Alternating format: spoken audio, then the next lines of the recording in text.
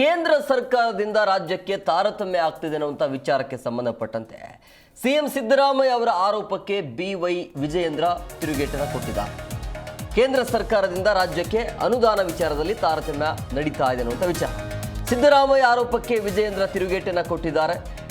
ಕೇಂದ್ರದ ಮೇಲೆ ಗೂಬೆ ಕುರಿಸುವಂಥ ಕುತಂತ್ರ, ಇದು ಷಡ್ಯಂತ್ರ ನಡೀತಾ ಇದೆ. ಗ್ಯಾರಂಟಿ ಯೋಜನೆಗಳಿಗೆ ಹಣ ಹೊಂದಿಸಲು ಆಗ್ತಾ ಇಲ್ಲ.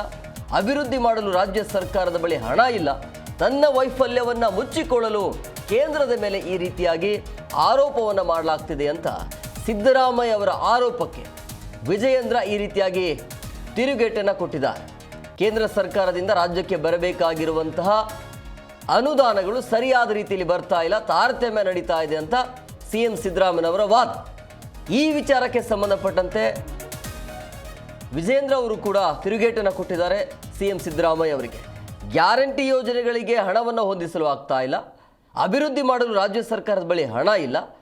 ತನ್ನ ವೈಫಲ್ಯವನ್ನು ಮುಚ್ಚಿಕೊಳ್ಳಲು ಕೇಂದ್ರ ಸರ್ಕಾರದ ಮೇಲೆ ಈ ರೀತಿಯಾಗಿ ಆರೋಪ ಮಾಡೋದು ಸರಿಯಲ್ಲ. ಕೇಂದ್ರದ ಯೋಜನೆಗಳಿಗೂ ಕೂಡ ಕತ್ತರಿ ಹಾಕ್ತಿದೆ. ರಾಜ್ಯ ಸರ್ಕಾರದ ಆರೋಪಗಳು ಸತ್ಯವಲ್ಲ ಅಂತ ಹೇಳಿದರು. ರಾಜ್ಯದ ಗೌರವಾನ್ವಿತ ಮುಖ್ಯಮಂತ್ರಿಗಳಿಗೆ ಅಭಿನಂದನೆಯನ್ನು ನಾನು ಸಲ್ಲಿಸ್ತೇನೆ. ಅಭಿನಂದನೆಗಳು ಯಾಕೆ ಅಂತ ಹೇಳಿದ್ರೆ, ಬಹಳ ದೊಡ್ಡ ಮನಸ್ಸು ಮಾಡಿ 16ನೇ ಹಣಕಾಸಿನ ಆಯೋಗದ ಸಭೆಯಲ್ಲಿ ಭಾಗವಹಿಸಿದ್ದಾರೆ. ರಾಜ್ಯದ ಪರವಾಗಿ ವಿಚಾರಗಳನ್ನು ಮಂಡನೆ ಮಾಡಿದ್ದಾರೆ.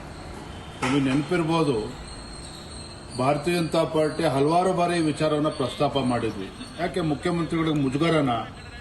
ಇವರು ರಾಜ್ಯದ ಮುಖ್ಯಮಂತ್ರಿಗಳು ಅಥವಾ ಕಾಂಗ್ರೆಸ್ ಮುಖ್ಯಮಂತ್ರಿಗಳು ಯಾಕೆ ಈ ರೀತಿ ನಡ್ಕೊಳ್ತಾ ಇದ್ದೀರಿ?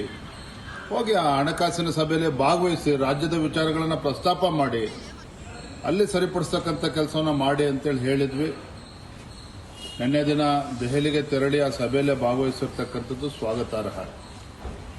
ಮತ್ತೊಂದು ಕಡೆ ಮುಖ್ಯಮಂತ್ರಿಗಳು ದೆಹಲಿಯಲ್ಲಿ ಕೂತು ಕೇಂದ್ರದ ಮೇಲೆ ಗೂಬೆ ಕೂರಿಸ್ತಕ್ಕಂಥ ಪ್ರಯತ್ನ, ಕುತಂತ್ರ, ಷಡ್ಯಂತ್ರ ಎಲ್ಲವನ್ನೂ ಕೂಡ ಮಾಡಿದ್ದಾರೆ. ಅವ್ರು ನೋಡಿದ್ರೆ ಪಾಪ ಅನಿಸ್ತದೆ. ಯಾಕೆ ಅಂತ ಹೇಳಿದ್ರೆ, ಇವತ್ತು ಅವರು ಗ್ಯಾರಂಟಿಗಳನ್ನ ಅನುಷ್ಠಾನ ಮಾಡೋದಕ್ಕೆ, ಹಣ ಕ್ರೋಢೀಕರಿಸೋದಕ್ಕೆ ಸಾಧ್ಯ ಆಗ್ತಾ ಇಲ್ಲ. ರಾಜ್ಯದಲ್ಲಿ ಅಭಿವೃದ್ಧಿ ಕೆಲಸ ಕಾರ್ಯಗಳು ಏನೂ ನಡೀತಾ ಇಲ್ಲ. ಹಾಗಾಗಿ ಕೇಂದ್ರ ಸರ್ಕಾರದ ಮೇಲೆ ಆರೋಪಗಳನ್ನು ಮಾಡುವಂಥದ್ದು. ರಾಜ್ಯಕ್ಕೆ ನಾವು ಕರ್ನಾಟಕ ರಾಜ್ಯ 100 ರೂಪಾಯಿ ಕೊಟ್ಟರೆ ಬರೀ 13 ರೂಪಾಯಿ ಬರ್ತದೆ, ಅಥವಾ 100 ಪೈಸೆ ಕೊಟ್ಟರೆ 13 ಪೈಸೆ ಬರುತ್ತೆ. ಈ ರೀತಿ ಅರ್ಧ ಸತ್ಯವನ್ನು ಮಾತ್ರ ಹೇಳ್ತಾ ಇದ್ದಾರೆ. ಆದರೆ ಬಂದಂಥ ಅನುದಾನವನ್ನು ಯಾವ ರೀತಿ ಸದ್ಬಳಕೆ ಮಾಡ್ಕೋಬೇಕು ಅದು ಇವತ್ತು ರಾಜ್ಯದಲ್ಲಿ ಆಗ್ತಾ ಇಲ್ಲ. ಕೇಂದ್ರ ಸರ್ಕಾರದ ಯೋಜನೆಗಳಿಗೆ ಕತ್ತರಿ ಹಾಕ್ತಕ್ಕಂಥ ಕೆಲಸವನ್ನು ಕೂಡ ಮಾಡ್ತಾ ಇದ್ದಾರೆ.